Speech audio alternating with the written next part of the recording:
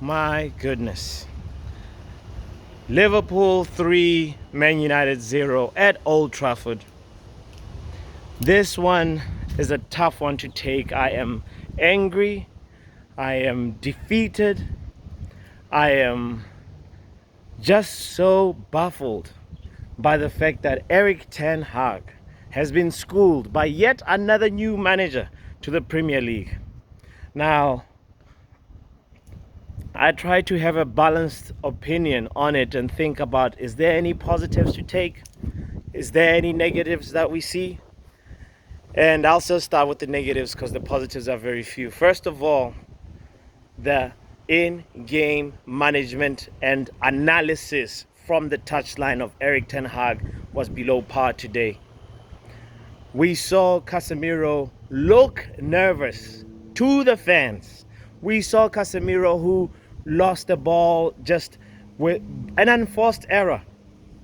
And he was just not confident. And unfortunately, my manager could not see that. He could not rescue him. We got the first warning shot. Well, that goal that was called offside. Thank you, VAR, for intervening, because this could have been way worse than 3-0. And Erik ten Hag still sat down and didn't do anything because the team was visibly, not settled. If one player gets a yellow card, you can say, okay, fine, it's that one player mistake. That player, maybe you can sort of analyze it and say it's just a one case. It's just a one-off. But Kobe Mainoo getting a yellow, Licha getting a yellow, De Ligt getting a yellow, that is a clear signal. I don't know how many signals can you get as a manager, but that is a clear, visible sign that your team is under duress. Your team is not doing well. The way you set them up is horrible. Or is not working. So what does Erik ten Hag do? Nothing. We concede the first goal after Casemiro makes a mistake. We concede the second goal after another Casemiro misplaced pass, or a pass that gets intercepted. And at the end of the day, every player can lose a ball. That just happens in a game of football. But the way in which we were set up, it is clear to see that offensively, the players were told to overload the defense of Liverpool. And our problems were in our build-up. We were having significant trouble building up from the back, and that was very clear. Erik ten Hag didn't do anything. And the thing that's frustrating the most for me is the fact that we don't have a plan B, nor a plan C. Everything is just based on one plan. Now, there are some fans that are okay with that and say maybe that one plan can be amazing. Sure, you deserve to think the way you think, but you know what? I am very worried that this manager will not improve. I'm concerned. We saw moments again of just like,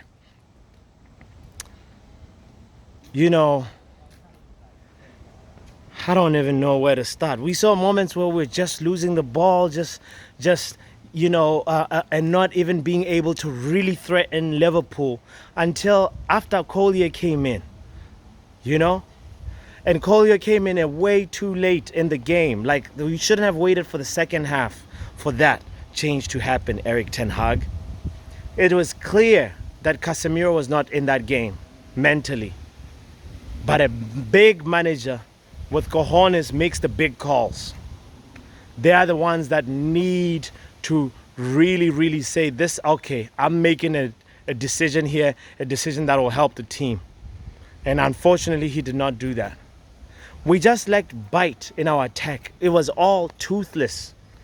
It was all now. And like anytime we tried to really, really, really test the goalkeeper, Liverpool just looked way too comfortable. Alisson had one moment where he saved that header from Xerxes, and that was really it. I don't remember a lot from a game that I just watched a few minutes ago. It is so deflating because Liverpool are our rivals. And when you're playing historic rivals like that, form goes out the window. You know, you have to play with all your passion, all your might, all your blood, sweat, and tears. And we didn't see that today. So I'm just very, very disappointed in the manager. I'm disappointed in a few players like Casemiro, like also Kobe had a bad game today. I just want to call it like it is. He's one of my favorite players at Man United, but he had a bad game. And he hasn't had a lot of those, but this one was really, really not nice. So Kobe Mainoo was struggling, and that's all just the fault of the system that he's playing in. So something has to be done, and it has to be done quick. I'm going to look to Ineos for answers because I'm not going to sack the manager before he gets sacked. I know that for sure. We had 3 players that have been bought under Eric Ten Hag, and 3 players that were brought in from the youth setup, and or rather 3 players that were promoted by Eric Ten Hag. And at the end of the day, it goes to you now. This team should be playing under Eric Ten Hag's image, and unfortunately that image is not looking good. So I'm trying to think of a positive. Like Dalot had, offensively he was quiet, but defensively he was okay. Ahmad was one of our positive things, honestly. Amad Diallo was one of our positive players, and questions has to go back to the manager about why didn't Amad Diallo start. He was one of your he was the standout player during preseason. He was the player that actually showed that he is ready for this season. And then he's the player that has scored our goal versus Brighton. And then you reward him with a bench? What does that mean? What happened to the system of meritocracy? I am so mad right now. I'm fuming.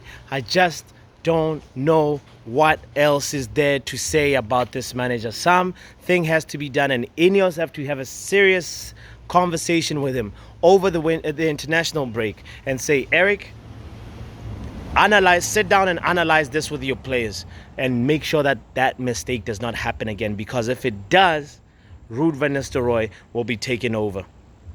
This is a moment for us to actually just have a wake-up call. We need to have a regroup, a reset, because we can't be so early into the season and we've lost already 2 games. Nah. Something's got to change. Something's got to give. Anyway, yeah, if I had to give a man of the match or a player of the match from Manchester United side, that has to go to Amad Diallo. And yeah, that's all I'm going to say about that. Congratulations to Liverpool. Congratulations to the slot machine. The slots were just too big for Eric. And that's the bottom line.